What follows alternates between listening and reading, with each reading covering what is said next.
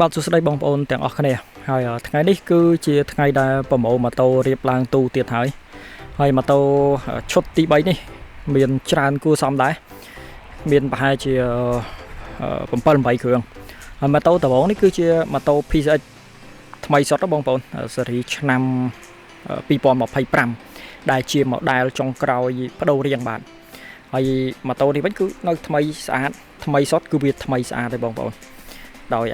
2025ហ្នឹងគឺយើងកត់សម្គាល់នៅកន្លែងដៃចកោតនេះបងប្អូនដៃចកោតហ្នឹងគឺវាខុសប្លែកពីដៃចកោតម៉ាកឬក៏អាស៊េរីចំនួនក្រោយបាទហើយបន្ទាប់ទៀតគឺប្រភេទម៉ូតូក្រោះគប់ផងបងប្អូនក្រោះគប់ស៊េរីចំនួនទី2ស៊េរីចំនួននេះគឺនៅថ្មីស្អាតដូចគ្នាហើយមានបំពាក់ជាមួយនឹងគ្រឿងលេងគ្រាន់បើដែរបាទហើយម៉ូតូ CRF នោះក៏យើងមានដែរបាទ CRF ស៊េរីចំនួនទី2ផងដែរបាទ CRF MD44 បាទចំនួនទី2ហើយម៉ូតូនេះបើតាមខ្ញុំស្មានមើលបើតាមចាំកុងទ័រប្រហែលជា200គីឡូជាងហើយបងប្អូនថ្មីមែនតើថ្មីណាស់បងប្អូនហើយម៉ូតូមួយទៀតគឺម៉ូតូគឺ Suzuki អីគេបងប្អូន Big Boy ឬក៏ Garage Tracker ដែរគឺប្រភេទម៉ូតូ Suzuki Garage Tracker បងប្អូនហើយកុងទ័រគីឡូអាហ្នឹងប្រហែលដែរបើតាមខ្ញុំមើលមែនតើគឺ 2000 គីឡូបងប្អូនថ្មីទូលើកនេះថ្មីមែនតើបងប្អូនហើយមួយទៀតគឺម៉ូតូអីគេដែរអាគប់បងប្អូនអាគប់កម្មប្រទេសស៊េរីចំនួនឆ្នាំចុងក្រោយគេចំនួនទី4បាទហើយម៉ូតូ Suzuki ST 250ក៏យើងមានផងដែរបាទយើងមានពណ៌សវិញម្ដងហើយកុងទ័រគីឡូអានេះតាមខ្ញុំមើលទៅដូចជាមិនទាន់ដល់10000គីឡូទេតែ6000គីឡូតែប៉ុណ្ណោះបាទម៉ូតូមួយទៀតអីគេគឺជា CRF ស៊េរីឆ្នាំ2025ថ្មីសុទ្ធបាទថ្មីសុទ្ធម៉ូតូនេះគឺថ្មីសុទ្ធទៀតហើយឆ្នាំ2025ស៊េរីពណ៌ស៊ីម៉ង់នេះវិញគឺអ្នកវាមានអា CRF ហ្នឹងវាដាក់គឺតែមប្រឈរវិញបងប្អូនលែងតែមផ្ដេកហើយស៊េរីឆ្នាំ2025គឺឲ្យតែទិញថ្មីសុទ្ធគឺដឹងតែវាមានក្បាំងដៃមកស្រាប់បងប្អូនគឺចេញមកពីក្រុមហ៊ុន Honda ស៊េរីចំនួនមុនគឺអត់ដែលមានក្បាំងដៃទេទើបតែស៊េរីចំនួន2025ឬក៏ CRF ចំនួនទី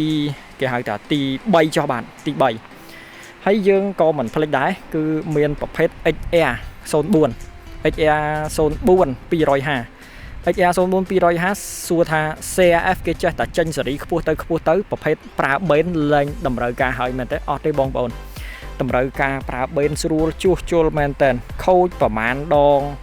ឬក៏បងប្អូនជិះទៅផ្លូវឆ្ងាយពិបាករកគ្រឿងហើយខូចស្រួលរកគ្រឿងបន្លាស់ហើយពេលណាបើសិនជាខូចទៀតជាងក៏គេអាចជួសជុលបានហើយបើសិនជាខូចកន្លែងណាក៏ដោយគឺជាងណាក៏ជួសជុលបានដែរបងគឺបច្ចេកវិទ្យាប្រើបេនសាំងបានខុសពីប្រើប៊ិចហើយជួសជុលអស់តម្លៃធូរថែមទៀតហើយមានមកកណ្ដោហ្នឹងមែនទេគឺអត់តាន់អស់ទេបងប្អូនគឺមានប្រភេទនេះមួយទៀត CRF Rally គឺជាប្រភេទម៉ូតូថ្មីសុទ្ធទៀតហើយបាទថ្មីសុទ្ធទៀតហើយ CRF Rally ហើយម៉ូតូនេះគឺអតិថិជនរបស់យើងខ្ញុំគាត់កំងថ្មីយកទៅជិះលយនៅស្រុកខ្មែរបាទគឺជាប្រភេទម៉ូតូដែលប្រភេទ Rally គេដាក់តែម Rally អញ្ចេះបងប្អូន Rally ហើយឈុះកាបូបតិចរើសពេញបាទ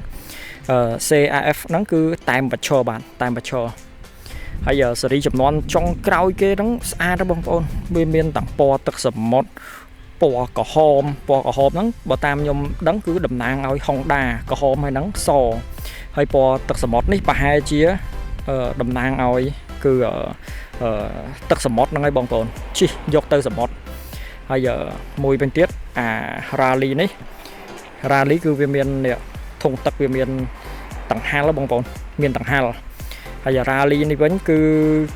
ធម្មតា Rally ដូចខ្ញុំជម្រាបប្រាប់អញ្ចឹងគឺមានធុងសាំងធំបងប្អូនធុងសាំងគឺធំ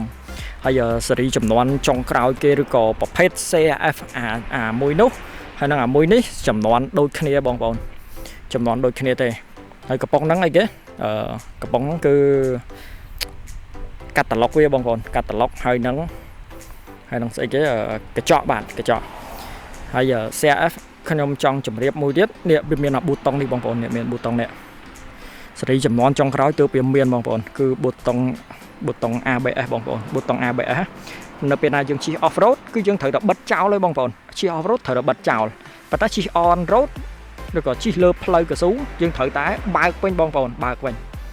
bây giờ xua ta thấy bàn thôi chẳng trong video cái đó nhằm nắng chùm điệp bạn nè là CAF chùm non trong cào kế cứ về miền ABE bạc cam năng bong bồn bạc cam năng lại hay xua ta về miền tại mốc tê bong bồn khang cáo đôi chia mình miền đây dương sạm mở ố miền bong bồn miền khang cáo của về miền là Frank ABS ផងដែរបាទមានទាំងមុខហើយនឹងទាំងក្រោយបាទបាទអញ្ចឹងសូមអរគុណបងប្អូនទាំងអស់គ្នាហើយម៉ូតូនេះលើកនេះគឺមានថ្មីសុទ្ធច្រើនបាទមានទាំង CRF ហើយនឹង Rally ហើយនឹង Amen Rally ក៏យើងមានដែរហើយ PCX ក៏យើងមានផងដែរបាទអញ្ចឹងសូមអរគុណបងប្អូនទាំងអស់គ្នាហើយបើសិនជាពេញចិត្តចាប់អារម្មណ៍ឬក៏មានបំណងចង់កំងម៉ូតូថ្មីសុទ្ធកំងផ្ទាល់ពីជប៉ុនយកទៅស្រុកខ្មែរប្រយតែម្ដងបាទបងប្អូនអាចតាក់ទងយើងខ្ញុំតាមប្រអប់ផ្សារបានបាទអញ្ចឹងសូមអរគុណនិងជួបគ្នាក្នុងវីដេអូក្រោយៗទៀតបាទអូជប់បងប្អូន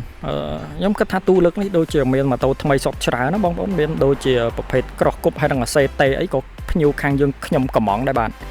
អញ្ចឹងហើយរុំខ្ចប់មែនតើទៅម៉ូតូថ្មីសុទ្ធមានច្រើនណាបងប្អូនយើងឥឡូវដូចថា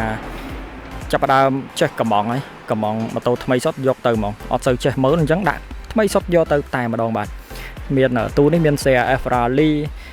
CRF Rally CRF ធម្មតាហើយនឹងមានម៉ូតូ PCX ថ្មីសុទ្ធឆ្នាំ2025ហើយនឹងក្រោះគប់ក៏ថ្មីសុទ្ធដែរក្រោះគប់ថ្មីសុទ្ធហើយមួយទៀតម៉ូតូ CT ក៏មានថ្មីសុទ្ធផងដែរបាទអញ្ចឹងសូមអរគុណបងប្អូនទាំងអស់គ្នាដែលចូលរួមឬក៏គាំទ្រឃ្លាំងលក់ម៉ូតូយើងខ្ញុំបាទ CKH បាទអញ្ចឹងសូមអរគុណម្ដងទៀតបាទជម្រាបលា